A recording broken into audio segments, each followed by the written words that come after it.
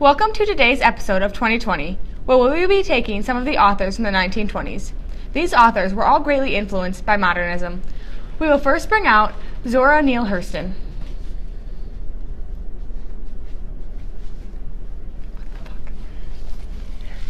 Hello, Zora. Thank you for coming in today. I heard you took a trip to Haiti. What did you go there for, and how did it affect you? I wouldn't say it helped patients, but it turned out very inspiring to me. So I decided to write about it, and that is where one of my books came from. That's very interesting. What are some of the books that you've written? Well, I've written Sweat and How It Feels to Be a Colored Me. Sweat is about a woman dealing with an unfaithful husband who takes her money before receiving his comeuppance. And How It Feels to Be Colored Me is about a childhood. I recounted my jolt of moving into a white community. That sounds very interesting. When did these books come out? Sweat was published in 1926, and How It Feels to Be a Colored Me was published in 1928. Thank you for coming in today, Zora. Up next, we will have F. Scott Fitzgerald.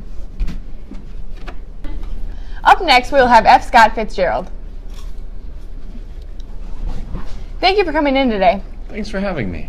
What has been your greatest accomplishments? My greatest accomplishments. Okay. Well, I've written many books in my career, but my most famous, in my opinion, The Great Gatsby. Gatsby likes to party. Who doesn't? He holds them weekly for the rich and fashionable. Nick, Gatsby's neighbor, and Gatsby become good friends and travel. Have friends. Nick finds something about him? Can't tell you much. You gotta read the book. Do you believe this is a great novel? I think it's up there, and here's why. It's a very American story. Someone like J. Gatsby, a Mr. Nobody from nowhere, who rises from obscure poverty to immense wealth. The romance of the Roaring '20s. It remains relevant.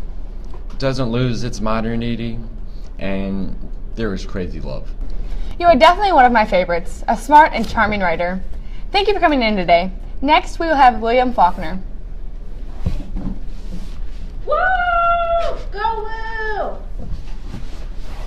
Hello, Mr. Faulkner. How are you today?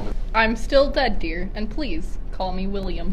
So, William, I've been told you spent most of the entirety of your life in your hometown, Oxford, Mississippi. Why is that?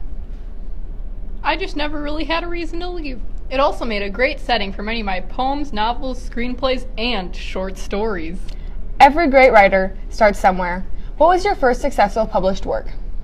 My first successful published story was called A Rose for Emily, and it was a beautiful story written about a beautiful girl.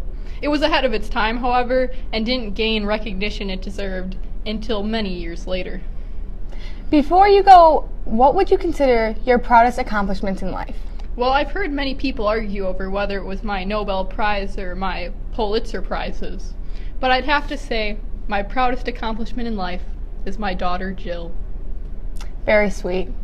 Thank you for coming and joining us today on 2020. You too, dear. Have a great day. Coming next is Mr. Freud. Thank you. Hello, Mr. Freud. How are you today? I'm fine, thanks for having me. Mr. Freud, for all that I have been told, we know that you actually are an academic with history in medical studies and psychology. Yes, I actually am a doctor with major in neuroscience. So, what has made you write literature pieces in your career? I believe I felt the need to write pieces like these because Mr. Jung and I were founders and improvers of the psychoanalytic literacy criticism and like methods for the analysis of psych. What other published works do you have other than the interpretation of dreams? I have more than 50 clinical and thesis works published and renowned all around my medical academic field. That is awesome. Thank you very much. Thank you for coming in today. Thank you. Up next, we will have Mr. Ernest Hemingway. Thanks for coming in today. Thank you for having me. So, before you had put any work out, you were in the military. Tell me about your experience.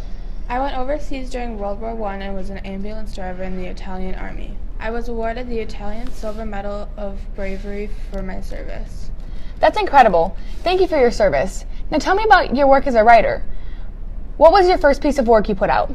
My first novel is called The Sun Also Rises, and it was published in 1926. It's about a group of American and British expatriates who travel from Paris to the festival of Saint Fermin to watch bullfights.